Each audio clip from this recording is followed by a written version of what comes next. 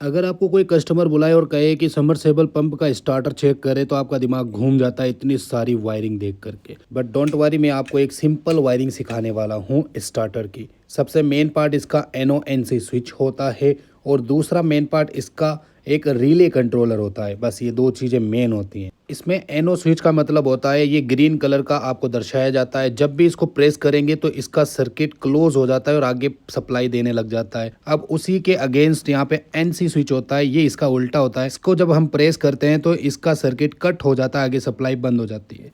ये है 3 फेज का कॉन्टेक्टर। इसके अंदर एक मैग्नेटिक कोयल होती है। ये 400 वोल्टेज का भी होता है और 220 वोल्ट का भी होता है। सबसे मेन पार्ट यही होता है और इनपुट आउटपुट के लिए 4 पोल इसके अंदर दिए गए होते हैं। तो चलिए वायरिंग सीखते हैं। तो एक वायर का टुकड़ा लेंगे और मैग्नेटिक कोयल के फेज के अंदर कनेक्ट करेंगे और इसी वायर को हम एक पोल के अंदर कनेक्ट करेंगे। याद रहे यही पोल सबसे मेन पार्ट होता है NONC स्विच वर्क करवाने के लिए। एक वायर का टुकड़ा और लेंगे और इसी पोल के आउटपुट एरिया में आपको ये वाला वायर का टुकड़ा लगा देना है और ये वायर यहाँ पे छोड़ देना है। हो गया कंप्लीट। अब NONC स्विच को कनेक्शन करते हैं। बिल्कुल सिंपल तरीके से समझाऊंगा। NO और NC को आपस में सीरीज कर दे। एक एक वायर इनके दोनों के आपस में सीरीज कर दे। ग्रीन वायर से मैं दर्शा रहा हूँ। हो गया सीरीज। अब हमारे कॉन्टेक्टर से आउटपुट जो रेड कलर का वायर आ रहा है एक पोल का, इसको आप NO या NC के इसी पार्ट में कनेक्ट कर दें। तो मैं यहाँ पे कनेक्ट कर देता हूँ। हो गया यहाँ पर कंप्लीट। ओके, अब एक वायर का टुकड़ा लेना है और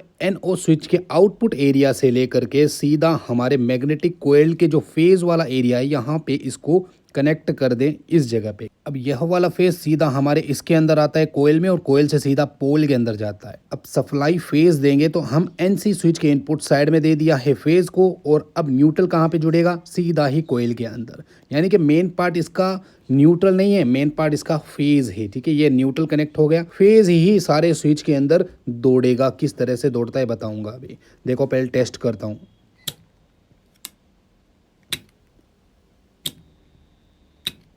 तो ये काम कैसे कर रहा है? जैसे ही NO स्विच को हम प्रेस करते हैं यहाँ से फेज दौड़ के सीधा मैग्नेटिक कोयल में जाता है। मैग्नेटिक कोयल एक्टिवेट होती है, रिले प्रेस होती है। रिले प्रेस होती है तो पोल आपस में भिड़ जाते हैं। यहाँ से जो फेज जा रहा है ये पोल आपस में शॉर्ट होने की वजह से मैग्नेटिक फील्ड परमानेंट हो जाता है। और जब NC स्विच को हम प्रेस करते हैं तो ये लाइन कट जाती है, फेज टूट जाता है और सारा मैग्नेटिक फील्ड सब कुछ बंद हो जाता है। इस तरह से काम करता है। अब जो हमारे पास 3 पोल बचते हैं ये single phase motor, 3 phase motor दोनों में एक्टिवेट हो जाते हैं, काम करते हैं। तो यहाँ पे मैं चेक करता हूँ सिंगल फेज लाइन को चला करके। यहाँ पे आउटपुट लिया, ये इनपुट लिया फेज डायरेक्टली। अब देखना कैसे काम करता है। तो इस तरह से आपका सबमर्सिबल मोटर का सिस्टम काम करता है। ये बिल्कुल नॉर्मल चीज है। अब इसमें आप एम्पियर मीटर लगाओ, वोल्टेज मीटर लगाओ, इंडिकेटर लगाओ और शॉर्ट सर्किट ओवरलोड प्रोटेक्शन लगा करके कंप्लीट पैनल बन जाता है।